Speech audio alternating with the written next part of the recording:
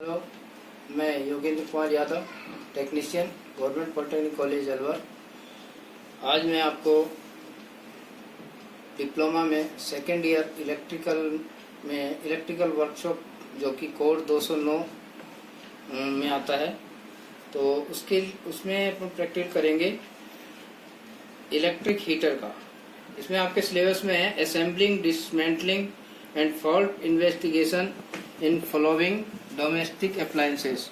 तो in domestic appliances में आपका इलेक्ट्रिक हीटर है, इलेक्ट्रिक इमर्सन हीटर है, रूम हीटर है, इलेक्ट्रिक केटल है, इलेक्ट्रिक सोल्डरिंग आयरन है।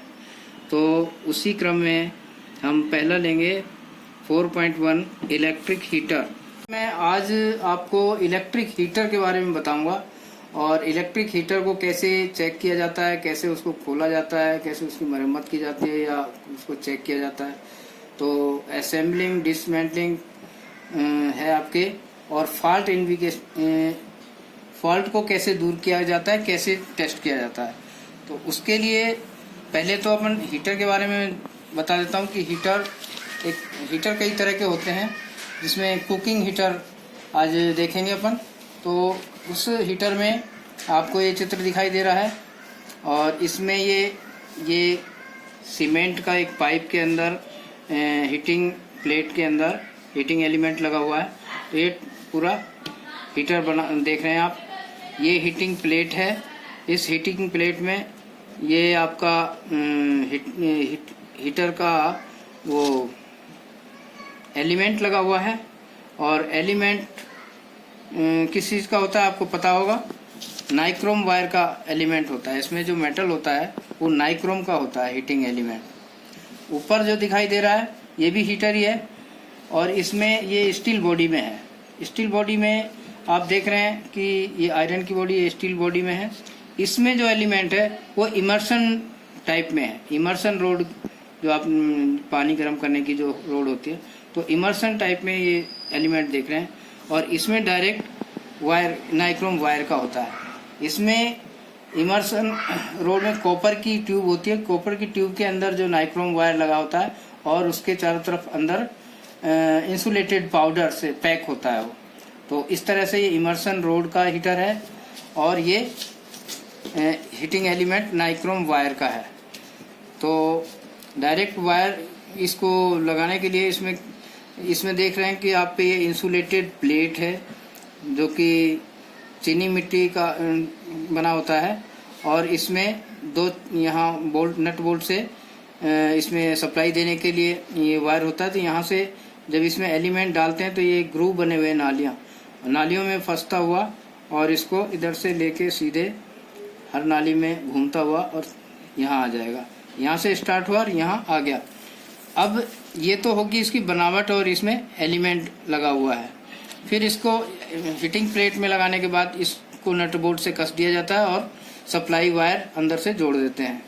उसको फिर इसमें किसी चेम्बर में, जैसे कि आप देख रहे हैं कि सीमेंट का एक पाइप नुमा इसमें ये लेग लगा दिए लोहे की पत्ती का, और इसको नट बोल्ट से कस दिया और इसमें फिक्स किया हुआ है। ये स्टील बॉडी में बता ही दिया मैंने।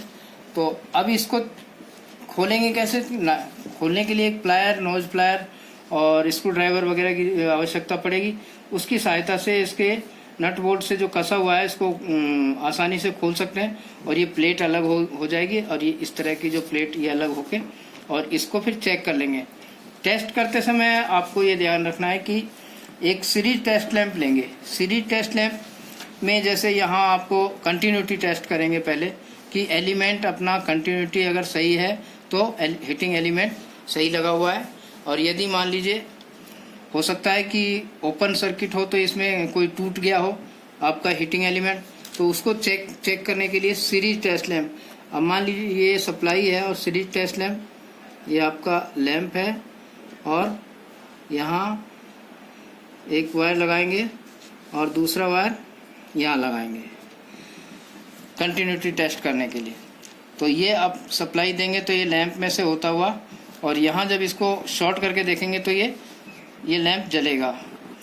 तो अब यहाँ अगर लैंप जल रहा है तो आपका कंटिन्यूटी ठीक है, लेकिन उसमें ये ध्यान देना है कि लैंप डिम जल रहा है या फुल जल रहा है, तेज जल रहा है। अगर तेज रोशनी है तो इस शॉर्ट सर्किट भी हो सकता है, कहीं इसके अंदर कहीं शॉर्ट सर्किट हो तो वो आपका लैंप बिल्कुल पूरी वोल्टेज इसको मिलेगी। और यदि एलिमेंट ठीक है और कंटिन्यूटी एलिमेंट में से होके आ रही है तो एलिमेंट का जितना रेजिस्टेंस है हीटिंग एलिमेंट का, वो रेजिस्टेंस से वोल्टेज ड्रॉप होगी और इस लैंप को वोल्टेज कम मिलेगी, थोड़ी कम मिलेगी तो लैंप डिम जलेगा। डिम जलने का मतलब कम रोशनी देगा तो आपका एलिमेंट ठीक है, सही तरीके से काम कर रहा है। और यदि मान लीजिए कि लैंप से चेक किया और लैंप नहीं जल रहा है तो ओपन सर्किट है, कहीं से एलिमेंट टूटा हुआ है तो टूट गया है तो ये कंटिन्यूटी नहीं बन रही है, मिलेगी इसको, और वो ओपन सर्किट कहलाएगा। इसके बाद हम चेक करते हैं किसी भी अप्लायंसेस को, उसका अर्थ टेस्ट करते हैं। मान लीजिए स्टील बॉडी में है तो हम उसकी जो सप्लाई का लीड जहाँ पर है या उसकी जो टर्मिनल है, टर्मिनल पर एक टर्मिनल पे लगाएंगे और दूसरा बॉडी पे लगाएंगे। तो ये मान लीजिए ये लैंप है और दूसरा ये बॉडी पे लगा दिया उसका। आयरन की बॉडी है या लोहे की पत्तियों में है तो वहाँ लगाएंगे। अगर मान लीजिए कि यहाँ से और यहाँ लैंप जल रहा है तो आपका जो हीटिंग एलिमेंट है शॉर्ट होके या अर्थ होके और इसके बॉडी से टच हो रहा है तो आपका जो करंट है बॉडी में आ रहा है। तो अगर इस समय लैंप जलता है तो ये अर्थ हो रहा है तो अर्थ फॉल्ट कहलाएगा और उसको इस स्थिति में उस एलिमेंट को चेंज करना पड़ेगा। या चेक करेंगे कि कोई वायर वगैरह टर्मिनल से टच हो रहा हो बॉडी के, तो ये चीज़ चेक करने की है। और आपको पता है कि हीटर काम क्या आता है, कुकिंग हीटर है ये सारे आप देख रहे हैं। तो खाना बनाने के काम, गर्म पानी गर्म करना कोई बर्तन में, और इस तरह से इसमें इसका जो हीट है उसको कंट्रोल, टेम्परेचर कंट्रोल आसानी से किया जा सकता है। जो इलेक्ट्रिक हीटर है, जितने भी इलेक्ट्रिक हीट है उसका टेम्परेचर आसानी से कंट्रोल किया जा सकता है, कोई रेगुलेटर लगा के या रोटरी स्विच लगा के।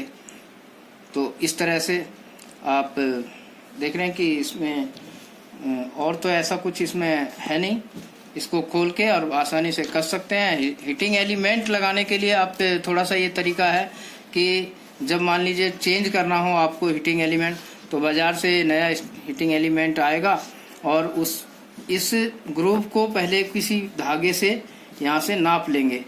जिस तरह से एलिमेंट डाला हुआ है इसी तरह से धागे से रख के और इसको नापेंगे पहले कि कितनी लंबाई है।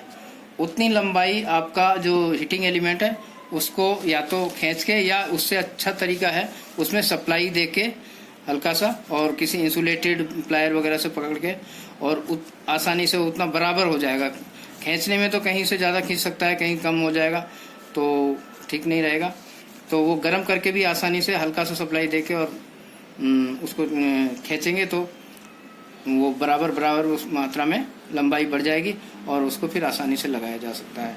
Okay, thank you.